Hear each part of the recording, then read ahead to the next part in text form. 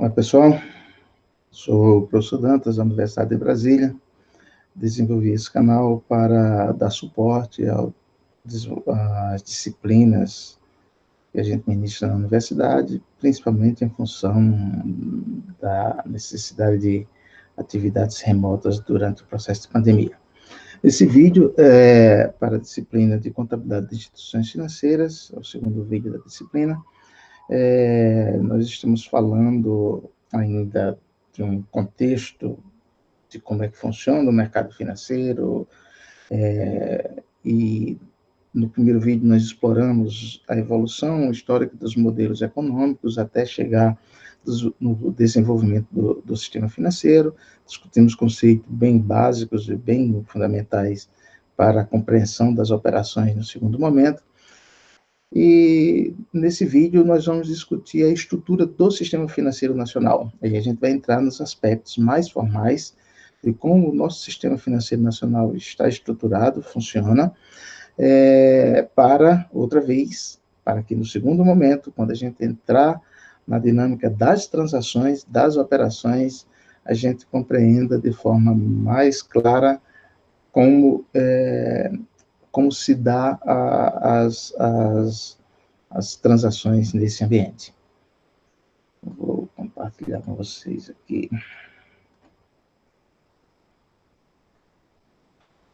Bom, então, assim, estrutura do sistema financeiro nacional.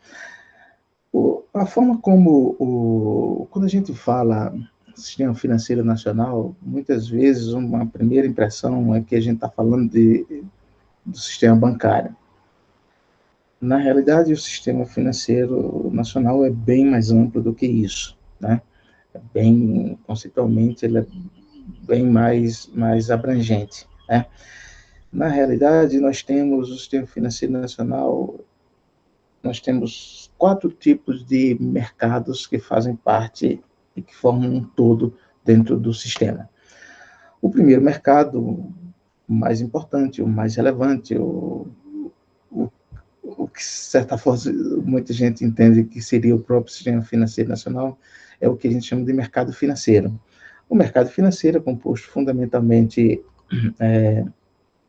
por instituições bancárias, né?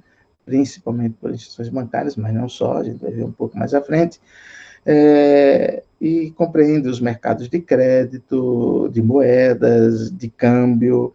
Então, tem todas essas entidades que se envolvem no processo de intermediação, envolvendo crédito, moedas e câmbio, isso está contemplado nesse primeiro mercado. Vamos discutir depois, um pouquinho mais na frente, como é que se dá a composição, né? Que tipo de entidade faz parte desse mercado. O segundo mercado, que a gente já discutiu brevemente no primeiro vídeo, é o mercado de capitais.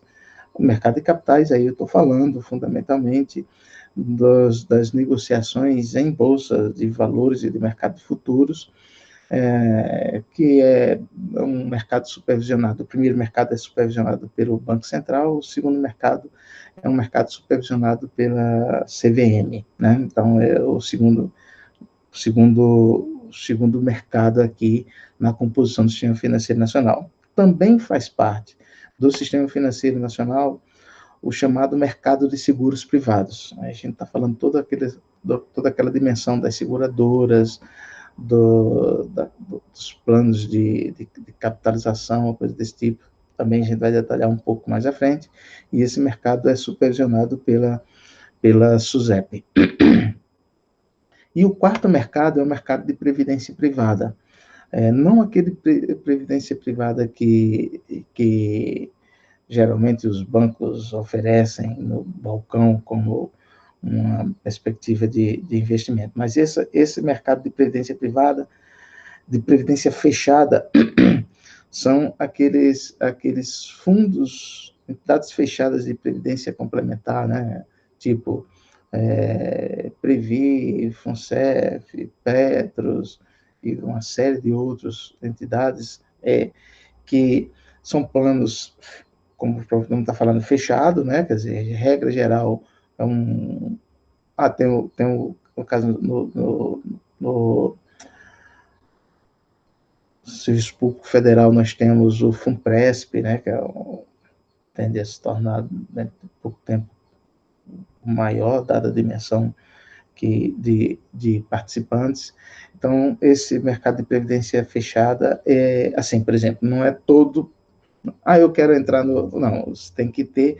Ele é formado para um grupo específico de beneficiários, regra geral, ou decorrente a uma categoria profissional, um determinado tipo de organização que patrocina esse fundo fechado. Depois a gente vai detalhar um pouco ele. Então, por exemplo, quando a gente está falando de sistema financeiro nacional, portanto, ele é muito mais amplo do que o mercado financeiro, né? A nossa disciplina vai focar no mercado financeiro, mas a gente compreender o que é o sistema financeiro nacional é tudo isso. Ele é muito mais amplo, tá? Cada mercado desse, cada um desses segmentos, ele é composto por órgãos normativos, entidades supervisoras e entidades operadoras. Então, agora a gente vai ver como é que isso como é que cada um desses mercados explode, né, assim, do ponto de vista de sua composição. Então, nós temos, na realidade, 3 órgãos normativos. O CMNE, que é o Conselho Monetário Nacional. Esse Conselho Monetário Nacional, ele é responsável por editar normas para os 2 primeiros mercados. O mercado financeiro, em sentido estrito, e o mercado de capitais. Perceba, portanto, que o Conselho Monetário Nacional, ele tem 2 órgãos supervisores. O órgão normativo é o Conselho Monetário Nacional. O Banco Central é um órgão supervisor. Em tese, ele cumpre determinações que são emanadas do Conselho Monetário Nacional, da mesma forma que a CVM. Só que o Banco Central, ele vai cuidar daquele primeiro mercado, que é o mercado financeiro, e a CVM vai cuidar do segundo mercado, que é o mercado de capitais. E aí, os agentes operadores do mercado financeiro, que está sob a regulamentação do Banco Central, né? Sob a supervisão do Banco Central, é o vício, sob a supervisão do Banco Central. Quais são esses agentes operadores? São os bancos e as caixas econômicas, né? Então, que é a parte mais relevante. Nós temos as cooperativas de crédito, que tem uma parcela, embora em termos de dimensão ainda tem uma parcela não muito importante do mercado, mas que tem uma abrangência muito forte e tem cada vez mais, desde o início dos anos 2000, né, a partir de 2003, um incentivo muito forte ao desenvolvimento do mercado cooperativo, dos sistemas cooperativos. Então, nós temos essas cooperativas de crédito. Nós temos mais recentemente as instituições de pagamento. Então, a gente está falando aqui daquelas entidades que transacionam, que são responsáveis por transações de pagamento. O que são as transações de pagamento? Aquelas transações que, eventualmente, a gente faz com cartão, tem desde um arranjo mais complexo, tipo um GetNet, que é patrocinada pelo Santander, a Cielo, e aí a gente tem o Mercado Pago, então um conjunto muito grande de instituições de pagamentos. Era um mercado que estava meio solto, ele não está na alça de mira do Conselho Monetário Nacional, mas por força legal foi instituída a partir de 2016, se não me engano, que todas essas entidades teriam que vir para o guarda-chuva do Banco Central. Então, o Banco Central, nesse caso, é o próprio órgão normativo. Então, para instituições de pagamentos e para a administradora de consórcio, que a gente vai discutir daqui a pouco, o Banco Central, ele assume, às vezes, de órgão normativo e órgão supervisor, ele tem o duplo papel. Essas instituições de pagamento, por que vieram para o arcabouço do Banco Central? Porque era um mercado absolutamente importante, relevante, que, no final das contas, não estava sob a supervisão de ninguém, estava meio solto, né? E como lida com recursos de terceiros, por meio desses processos de intermediação intermediação do ponto de vista de transações, de liquidações de pagamento. Então, ela foi aprovada essa lei que deu poderes ao Banco Central de regular. Isso está acontecendo desde 2016, é um processo lento, vocês vão ver daqui a pouco como é que está evoluindo esse número. As administradoras de consórcio é um outro tipo de entidade que também é responsabilidade específica do Banco Central, ela não está no alcance do Conselho Monetário Nacional. Também tem um histórico parecido, a administradora de consórcio já teve assim, um papel muito grande na economia brasileira, principalmente até os anos 80, em particular, anos 90, nós tínhamos um tempo de inflação alta, em particular, nós tínhamos, praticamente a gente não tinha muito, o mercado de crédito era bem pouco importante, porque a inflação distorcia e comprometia qualquer tipo de desenvolvimento, claro que tinha crédito, mas não era tão importante, muita gente utilizava aqueles grupos de consórcio como uma espécie de financiamento. Eu queria comprar um determinado produto, até hoje existe muito consórcio de moto, né? Mas assim, uma geladeira, uma coisa assim. Hoje, a partir do final dos anos 90, o cara vai e faz um crédito mais simples, né? Mais direto, tipo Casas Bahia, Magazine Luiza, coisa desse tipo, e depois os próprios bancos entraram, as financeiras entraram nesse processo, mas até esse período existiam muitos grupos de consórcios, né? E começaram a ocorrer determinados escândalos, assim, por exemplo. De uma hora para outra, a administradora quebrava, a administradora do consórcio quebrava. E aí, muita gente perdia dinheiro, e isso causou um certo distúrbio. E, a partir desse momento, foi instituído que o Banco Central passaria a ter responsabilidade por supervisionar e normatizar e autorizar esse tipo de entidade. E aí mudou tudo de lá para cá. Na realidade, os administradores de consórcios perderam um pouco de relevância econômica com a expansão do mercado de crédito, mas ainda existe bastante, só que isso está tudo dentro do guarda-chuva do Banco Central, tá bom? As corretoras e distribuidoras de títulos e valores imobiliários são entidades que atuam como intermediadoras, né, assim, naquele processo, principalmente em relação ao mercado de capitais, que atuam facilitando as transações entre o investidor e o investido, né, entre as duas pontas. Então, ele intermedia, são agentes fundamentais para o mercado de capitais, né, e do mercado de títulos de dívida, que vai discutir um pouco mais à frente quando a gente chegar na parte de contabilidade de TVM.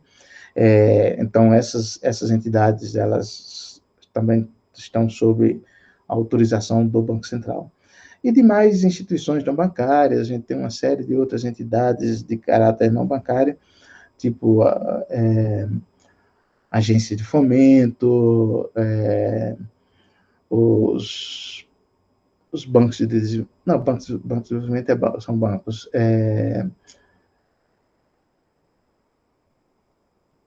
aquelas entidades de arrendamento mercantil, que trabalha fundamentalmente com sociedade de arrendamento mercantil, que trabalha fundamentalmente com leasing, né? Então, por exemplo, tem as financeiras propriamente dito, né? Então a gente tem um conjunto bastante relevante de entidades nesse grupo aqui de demais entidades, tá bom? Então, esse conjunto de operadores formam o que a gente chama de mercado financeiro. Esse faz o mercado financeiro, tá bom? O mercado de capitais, que está sob a supervisão da CVM, né? Está sob a supervisão da CVM, que tanto como o Banco Central também está submetido ao CMNE, mas a CVM tem a responsabilidade de regular regular não, de supervisionar e regular no detalhe, de acordo com as diretrizes e as normas estabelecidas pelo CMNE, o funcionamento e as operações realizadas por meio de bolsas de valores e bolsas de mercadorias e futuros, né? Hoje, assim, a gente tem principalmente a B3 concentrando tudo isso, e a CVM é que cuida de toda a supervisão desse mercado, com o propósito de assegurar que, principalmente, os interesses de investidores minoritários, eventualmente não sejam burlados ou manipulados ou distorcidos em benefício de terceiros. Então, esses dois são os dois principais mercados, estão sob a batuta do comando do CMNE. O segundo órgão normativo, né, que na realidade pega aquele terceiro mercado, né, o mercado de seguros privados, o órgão normativo é o Conselho Nacional de Seguros Privados. O órgão supervisor, nesse caso, é a SUSEP, né? A SUSEP, que é a Superintendência de Seguros Privados, tem como órgãos regulados, operadores, as seguradoras, as resseguradoras. As resseguradoras são as seguradoras das seguradoras, é que elas fazem resseguro, né? Então, por exemplo, uma seguradora oferece um seguro para você, e eventualmente ele dilui esse risco por meio da resseguradora, então tem esse processo. Aqui é o bloco principal da SUSEP, ele estaria exatamente nessa seguradora e resseguradora. Tem um outro operador, que são as entidades abertas de previdência. Essas entidades abertas de previdência são aquelas que, por exemplo, qualquer pessoa pode entrar, são previdência complementar, que qualquer investidor pode, qualquer pessoa pode aderir, né? Então, você vai no Banco do Brasil, na Caixa Econômica, no Bradesco, no Itaú, no Santander, qualquer tipo de banco hoje, ele tem um plano de previdência privada. Além. Pronto, aquele plano de previdência privada, na realidade, ele é um seguro, né?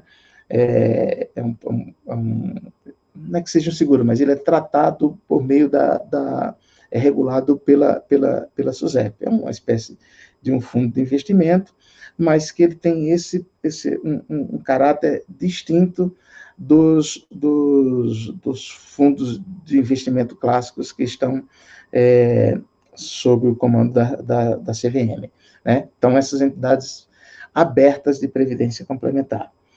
E nós temos as sociedades de capitalização. As sociedades de capitalização, é possível que vocês, em algum momento, vocês já tenham visto em algum banco, né, aqueles chamados títulos de capitalização. Os títulos de capitalização, alguns, eu digo sempre o seguinte: quem vendeu um título de capitalização sugerindo ao comprador que aquilo era um investimento, tem contas a acertar com o capeta, né? Porque, na realidade, um título de capitalização fundamentalmente uma aposta, tá? Assim, é como se fosse um bilhete de loteria, né? Então, na realidade, um título de capitalização, você compra o título, coloca um dinheiro lá, e esse dinheiro você tem direito de resgatar no futuro. Depois, se você ficar tanto tempo, você pode resgatar o seu dinheiro. Você resgata o seu dinheiro sem rendimento, sem juros, né? Por isso que não é investimento. É óbvio que não é investimento. Então, você coloca o dinheiro lá e a administradora, a sociedade de capitalização, vai utilizar esse dinheiro durante esse período, aplicando, né? Na realidade, o que é que você ganha? Você ganha o direito de concorrer àquelas loteriazinhas que eles fazem, né? Então, esse título de capitalização, na realidade, assim, é uma aposta, né, que você faz, e que, no final das contas, você tem direito de resgatar o dinheiro que você deixou lá, se você não for sorteado. Mas não é investimento. Não é investimento. Não é investimento. É uma aposta, é uma loteria que você está fazendo. E alguém está ficando com seu dinheiro durante um determinado tempo, e esse dinheiro vai ficar sem remuneração. Pronto, é isso. As pessoas têm que saber exatamente o que é que representa um título de capitalização, tá bom? Então, tudo isso aqui é regulado pela SUSEP. E o quarto mercado, né, o terceiro órgão normativo, é o Conselho Nacional de Previdência Privada, né, de Previdência Complementar, desculpa, de Previdência Complementar, que é o supervisor é a Previc. Existe uma discussão sobre se haveria no futuro uma fusão entre SUSEP e Previc, né, houve uma discussão nos jornais, não sei até que ponto isso já andou ou não, mas a Previc é que cuida até hoje dessa regulação. E, nesse caso, os agentes operadores são as entidades fechadas de previdência complementar. Como eu falei, a gente está falando o que aqui? Fechada, portanto, não é de livre adesão. Isso aí, por exemplo, o FUNPRESP é uma entidade fechada de previdência complementar dos servidores públicos federais, a Previ do Banco do Brasil, a FUNCEF da Caixa Econômica, a Petros da Petrobras, tem o Aeros, acho que de algumas empresas da aviação civil, não tenho certeza. Mas, assim, então você tem um conjunto grande de entidades fechadas de previdência complementar. A Previc, portanto, é o órgão supervisor, por quê? Porque essas entidades fechadas de previdência complementar, elas não podem pegar os recursos que são da aposentadoria desses participantes, que eles contribuem todo mês, o patrocinador contribui com a parte, regra geral é isso, né? Na maioria das vezes, paridade de 1 para 1, né? Então, assim, todo mês, o patrocinado, que é o empregado, contribui com valor, o patrocinador, que é o empregador, contribui com outro valor, esse valor vai para esse fundo, essa entidade fechada, aplica esse recurso, investe esse recurso, e lá no futuro, quando a pessoa se aposentar, ela vai se beneficiar desses recursos que foram acumulados, né? Na realidade, existem dois tipos de planos de benefício, plano de benefício definido, plano de contribuição definida, mas isso aqui são o plano de benefício definida, quando a pessoa se aposenta, a remuneração que ele vai ter, complementação da aposentadoria, já está determinada, era o salário da ativa, e o de contribuição definida, ele vai receber de acordo com o que aquele fundo conseguiu acumular durante o período. Então, assim, são coisas distintas em relação a esse aspecto. Bom, então essas entidades fechadas de previdência complementar, elas têm que ser muito reguladas, né? Porque a poupança de longuíssimo prazo dessas pessoas, tá? E tem umas regras para investir, que são aprovadas, as regras de investimento, ver como é que tem as regras, parâmetros de investimento são determinados pelo Conselho Monetário Nacional. Tem uma mistura aí, né, nesse processo. Então, esse quarto mercado trata exatamente isso. Volto a dizer, existe uma discussão sobre fundir o SUSEP e Previc, formar um supervisor único, mas não sei exatamente em que ponto isso está, tá bom? Bom, então é o seguinte, regra geral, o cidadão comum, ele ouve muito falar em Banco Central, em CVM, em SUSEP e até em Previc, embora Previc, o universo de pessoas interessadas seja menor, mas somente os dois primeiros são o cidadão comum, ele acompanha bastante, assim, sabe do que se trata. Mas, assim, o órgão mais importante é o órgão normativo, né? Que é o CMNE, o CNSP e o CNPC. Esses órgãos normativos, na realidade, eles, assim, por exemplo, por que é difícil as pessoas identificar? Mas o que é o Conselho Monetário Nacional? Porque ele é uma ficção, né? Ele não existe, não tem um prédio, não tem... Assim, ele é um conjunto de pessoas, tá? Como esses conselhos são um conjunto de pessoas que se reúnem periodicamente e tomam essas decisões estratégicas, e essas decisões, essas deliberações desses órgãos normativos são operacionalizadas pelos órgãos supervisores. Aí os órgãos supervisores é que têm estrutura, pessoas, tem materialidade, as pessoas conseguem materializar a sua existência, né? Então, assim, esses órgãos normativos, por exemplo, o Conselho Monetário Nacional. Esse Conselho Monetário Nacional é responsável por expedir diretrizes para o funcionamento do sistema financeiro. Bem amplo. Diretrizes. define essas diretrizes depois são operacionalizadas pelo Banco Central e pela CVM, no caso específico. Quem é que compõe os Conselhos Monetário Nacional? 3 pessoas. O ministro da Fazenda, ou agora o ministro da Economia, o presidente do Banco Central, pessoa física, e o secretário especial de Fazenda do Ministério da Economia. Antes, aqui era o ministro do Planejamento, mas como o Ministério do Planejamento foi extinto na reformulação, com a criação do Ministério da Economia, você tem Fazenda e Planejamento. Aí, aqui era Fazenda, Planejamento e Banco Central. Como o planejamento foi extinto, ficou... E a Fazenda foi transformada em Economia, então é Economia, Banco Central, e tem outro que está dentro do Ministério da Economia. Então, é como se fosse o Ministério da Economia tem 2 representantes e o Banco Central tem 1. São essas 3 pessoas. Tem que ser assim? Não, historicamente não era assim. Historicamente, assim, por exemplo, a gente já teve Conselho Monetário Nacional no final dos anos 80, dos anos 90. O Conselho Monetário Nacional chegou a ter mais de 20 pessoas. Tinha um representante da Fiesp, da Confederação Nacional da Indústria, sei lá, você tinha de trabalhadores, de órgãos empresariais, da FEBRABAN. Então, assim, na realidade, qual era a premissa que se discutia, que se utilizava na época? Essas diretrizes são muito importantes para só o pessoal restrito aqui, 3 pessoas, deliberar. Então, vamos colocar um conselho representativo de todas as áreas econômicas, da economia, que garante o funcionamento, porque interessa as decisões de lá, interessa a todos os agentes econômicos, e não apenas aos agentes financeiros. Isso tinha esse lado positivo, mas tinha um lado negativo, né? Quer dizer, que acabava que as decisões eram mais políticas do que técnicas, às vezes, né?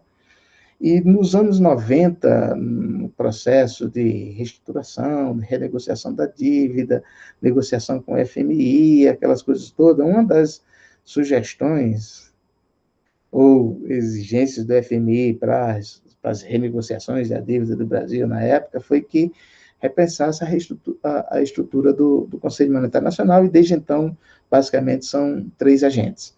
Só tem que ser um negócio ágil, mais técnico, que tenha capacidade, condições de tomar decisões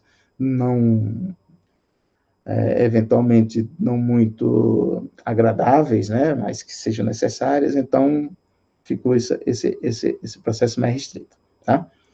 O Conselho Nacional de Seguros Privados, ele é responsável por fixar diretrizes e normas da política de seguros privados, como eu falei. Seguros privados, dentro daquela perspectiva, pega seguros propriamente dito, pega a previdência aberta, né, aquela plano de previdência aberta, e os sociedades de capitalização, os planos de capitalização. Quem compõe o Conselho Nacional de Seguros Privados? Aqui é um pouquinho mais de gente, né? Aqui não é o ministro da Economia, aqui são representantes dos Ministérios da Economia.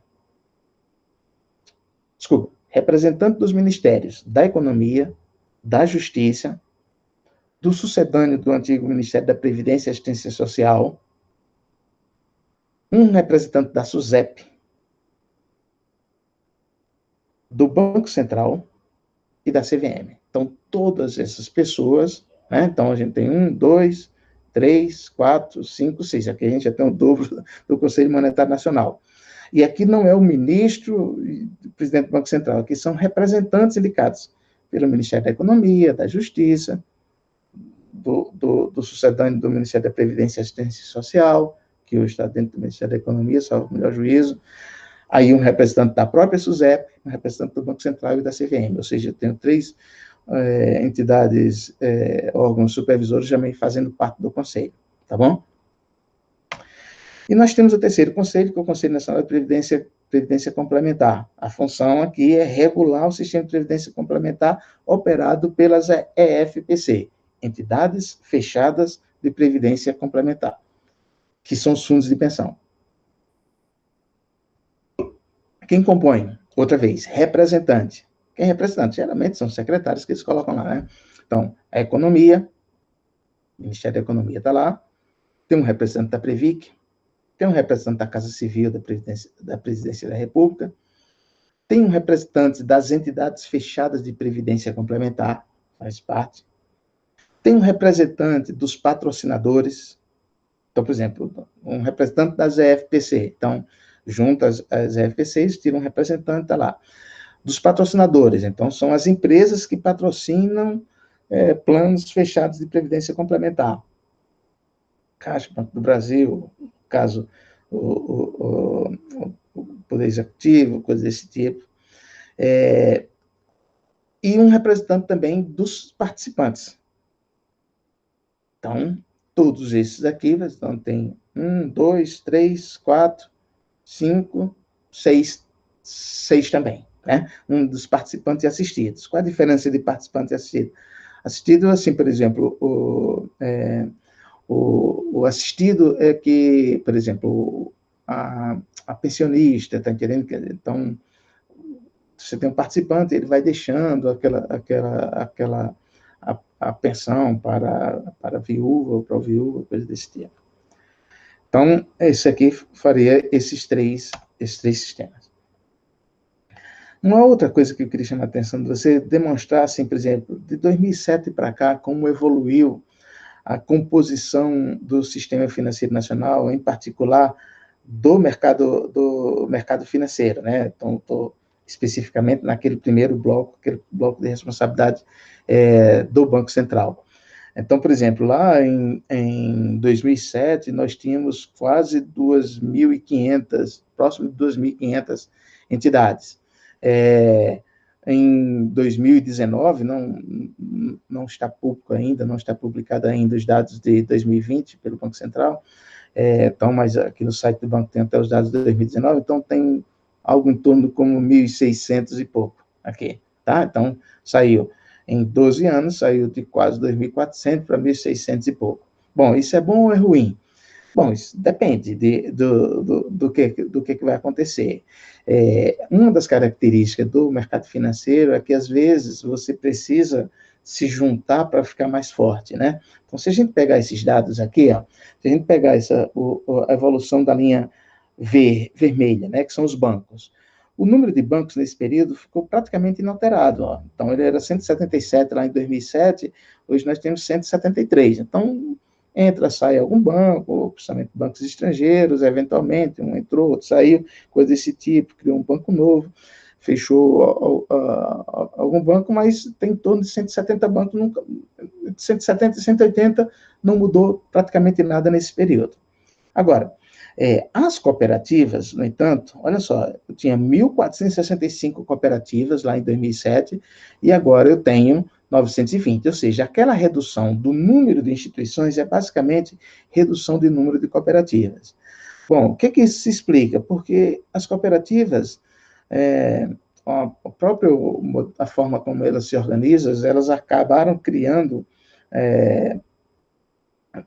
assim, as fusões de cooperativas de pequeno porte para ficar mais sólidas, mais fortes, ter melhor desempenho, oferecer melhores serviços.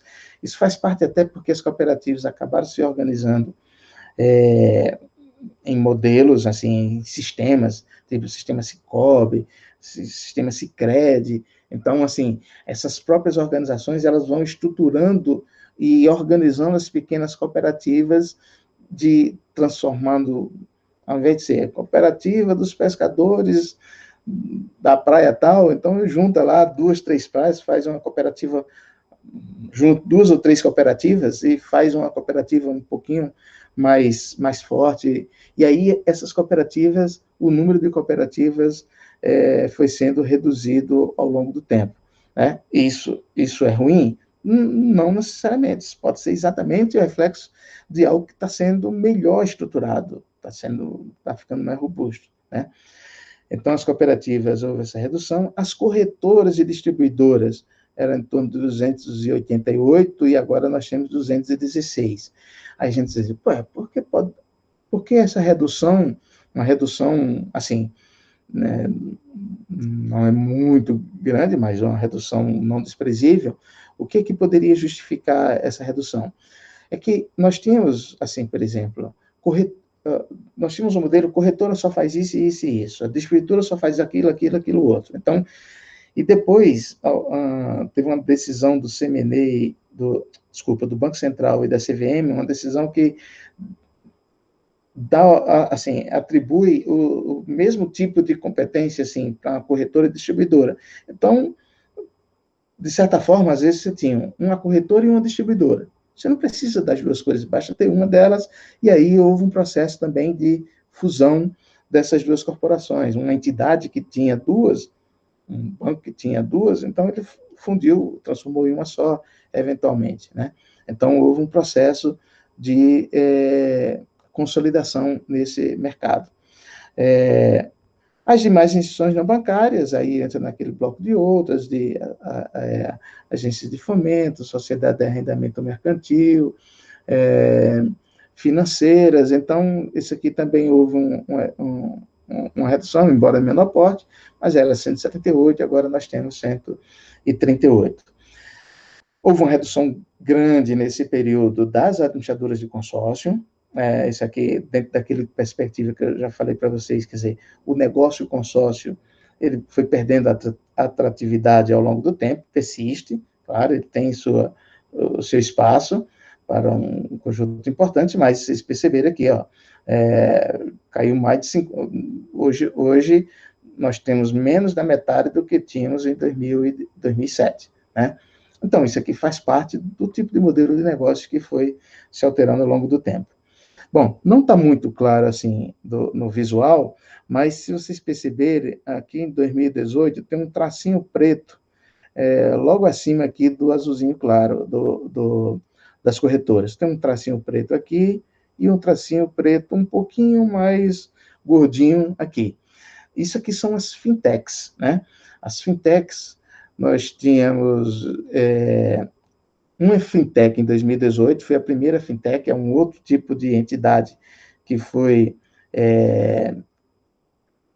instituído, criada a partir de 2018, né, regulamentado pelo Banco Central a partir de 2018, se aposta muito nesse processo de inovação que as fintechs proporcionam. Fundamentalmente, o papel das fintechs é intermediar os processos de transações e até de concessão, de operação de crédito. Então, a gente tem um conjunto bem interessante por meio de startups, tá?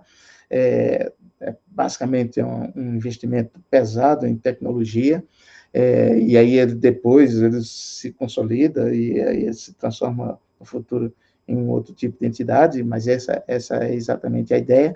Então, essas fintechs, elas são fintechs que elas podem simplesmente operar intermediando, facilitando negócios já instituídos, né? Então, ela pode intermediar negócios de crédito oferecidos pelo banco X, pelo banco Y, como elas podem também, assim, por exemplo, elas podem intermediar o crédito direto entre as partes, né? Então, é o seguinte, eu tenho dinheiro e eu quero emprestar dinheiro direto para quem está precisando pegar dinheiro. Então, tem uma fintech, a Sociedade de Crédito Direto. Essa fintech, ela pega recursos desse terceiro, né? Assim, por exemplo, ela liga o investidor que está querendo emprestar dinheiro com quem está demandando dinheiro. Qual é a vantagem para o investidor? Em tese, ele vai ganhar mais, porque ele vai cobrar mais, do que ele conseguiria em um investimento financeiro tradicional. Mas ele está correndo risco de crédito. Vantagem para o tomador.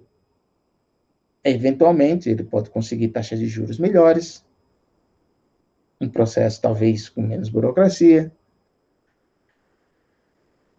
risco dessa operação. A fintech não tem, a fintech simplesmente ela está sendo uma plataforma que está colocando em conexão as duas partes. Então, investidores, eu quero emprestar dinheiro para um tomador que tenha tais e tais características. Então, a fintech localiza, dentre os demandantes de recursos, quem tem aquelas características, e aí a operação é liquidada. A fintech só intermedia, assim, só é um agente facilitador desse processo, tá bom? Então, essas fintechs, elas têm evoluído bastante, né?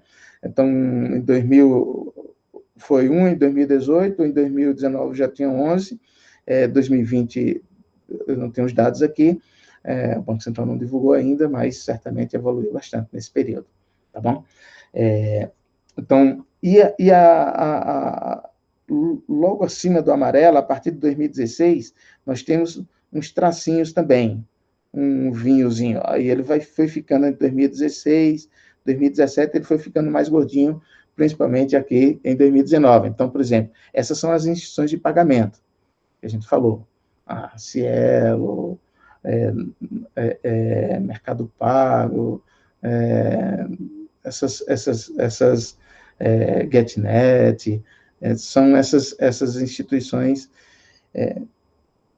tem um conjunto bem maior de instituições menores. Então, por exemplo, em 2018, tinha 10, em 2019, foi um salto aqui, praticamente dobrou, já tem 19. 2020, certamente, tem um salto maior ainda. Isso vai ser mais importante porque, quando foi feita a regulamentação, assim, as entidades que já estavam no sistema, elas não foram obrigadas a ser regulamentada pelo Banco Central imediatamente. Foi dado um prazo, então, ao longo do tempo, isso vai crescer muito o número dessas instituições de pagamento, tá bom? Então, isso aqui é um desenho de como está estruturado e está organizado o mercado financeiro, né? Isso aqui é praticamente aqui o primeiro mercado, o mercado financeiro, entre 2007 e 2019. Se eu pegar especificamente 2019, né? E se eu pegar assim por região, né? Vou pegar aqui por região. Então, se eu pegar os bancos, olha só, pessoal, se eu pegar os bancos, 81% dos bancos, daqueles 173 bancos que tinha lá, 81% dos bancos estão na região sudeste. Tem 13% aqui na região sul, e na região centro-oeste, norte, nordeste, aqui é bem residual. Então, aqui tem 94%, aí tem 6% que vai para esses outros 3 aqui. Então, há uma concentração muito grande das instituições bancárias na região sudeste. E se a gente colocasse aqui por estado, eles estão quase todos no estado de São Paulo. Assim, é absolutamente normal. É lá que está a sede, tá? Porque isso aqui é a sede. Isso não significa que os bancos só operam lá. Então, por exemplo, a sede do Bradesco é São Paulo, a sede do Itaú é São Paulo, a sede do Santander é São Paulo. Mas é claro que eles não atuam só lá, atuam no Brasil inteiro, né? Mas, assim, tem uma concentração muito forte da estrutura central de gestão, de riscos e de operações do sistema na região sudeste. Quando a gente pega cooperativas, aí a situação já é bem melhor distribuída, né? Então, a gente vai ver, por exemplo, um aumento forte da participação na região sul, que está associada à própria característica da região sul, onde o sistema cooperativo no Brasil foi mais forte, cultura alemã, tudo isso, vem só. Tem a preponderância do Sudeste pelo poder econômico, mas você vê que o Sul rivaliza bastante. E aí o Nordeste já tem um número bastante razoável, com 9% das cooperativas, 9% no Centro-Oeste, né, que pega aqui essa parte mais agrícola, né, e 8% na região Nordeste. O Norte ainda é um pouco fraco. Quando a gente pega corretores e distribuidores, a gente praticamente replica a mesma lógica dos bancos. A concentração está toda em São Paulo, fundamentalmente. Então, a região Sudeste concentra. É quase a mesma coisa, só um pouquinho mais de participação da região Nordeste aqui, mas basicamente, é a região sudeste, basicamente, se a gente considerasse aqui, São Paulo tem uma parte forte, se bem que na parte de corretoras, o Rio de Janeiro também é importante. Então, aqui, quando a gente pega as outras entidades não bancárias, aí também, outra vez, parecido com as cooperativas, há uma melhor distribuição. Olha só que coisa interessante. Aquilo que é mais sofisticado, maior volume de recursos, maior dinamismo, está muito concentrado no Sudeste. Aquela outra coisa mais enraizada dessas entidades cooperativas, entidades não bancárias, ela está uma melhor distribuição.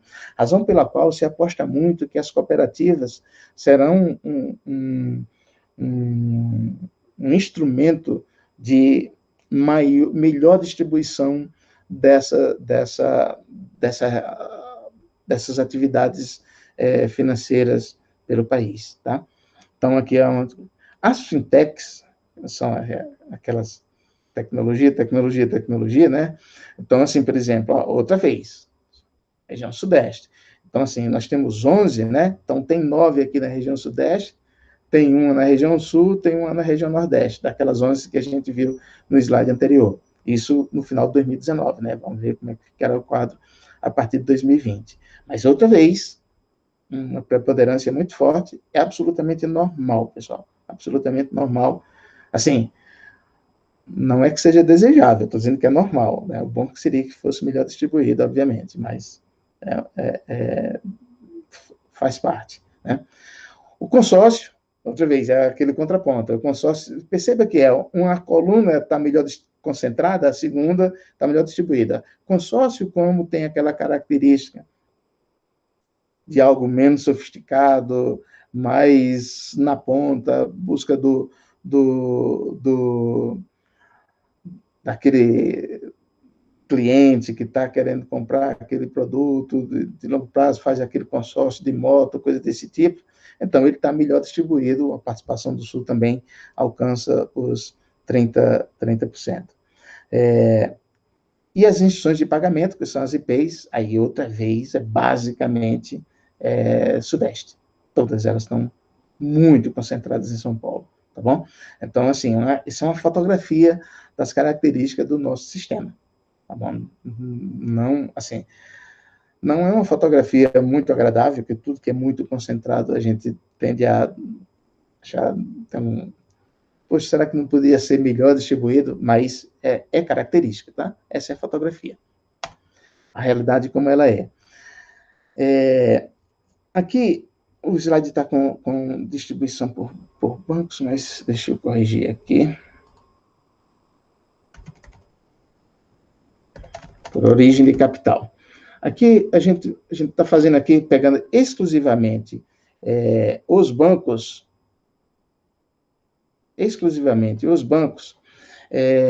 então, aqui, como é que está a distribuição como é que se dá a distribuição dos bancos? Os bancos públicos, eles representam, são 10, nós temos 10 bancos públicos, daqueles 173, 10 são públicos. Já foi 13 em 2007, e agora nós temos 10. Basicamente, são bem estáveis.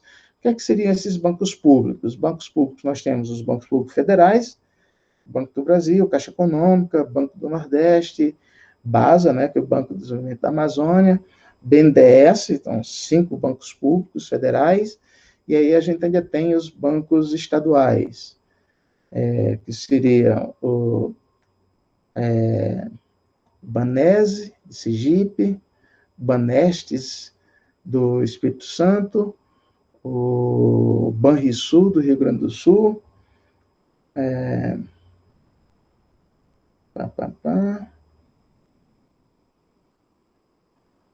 o BRDE, que é o Banco Regional de Desenvolvimento do Extremo Sul, que é dos 3 estados, é um consórcio entre Paraná, Santa Catarina e Rio Grande do Sul, e o BANDES, que é o Banco de Desenvolvimento do Espírito Santo, o BANDES. São esses 10 bancos. Né?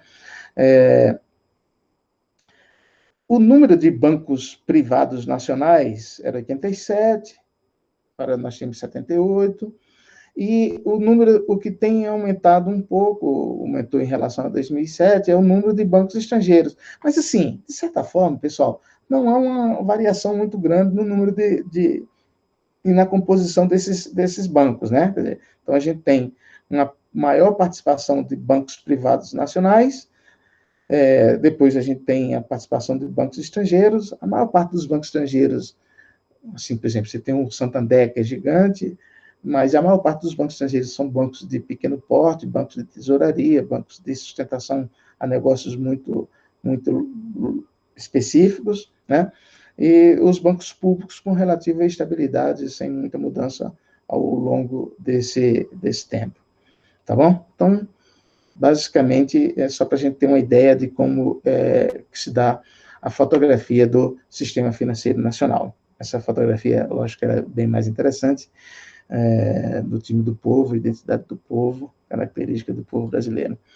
Mas veja só, pessoal, então esse vídeo era basicamente para apresentar a composição do sistema financeiro nacional, para que vocês compreendessem, a gente já viu o primeiro vídeo de funcionamento dos conceitos básicos de funcionamento do mercado financeiro, e esse vídeo agora para demonstrar como é que funcionam esses, assim, por exemplo, como é que está estruturado o sistema financeiro nacional, tá bom? Isso vai ser fundamental para quando a gente mergulhar nas operações, a gente compreenda de forma mais clara como é que funcionam esses mercados, tá bom? Até a próxima, pessoal.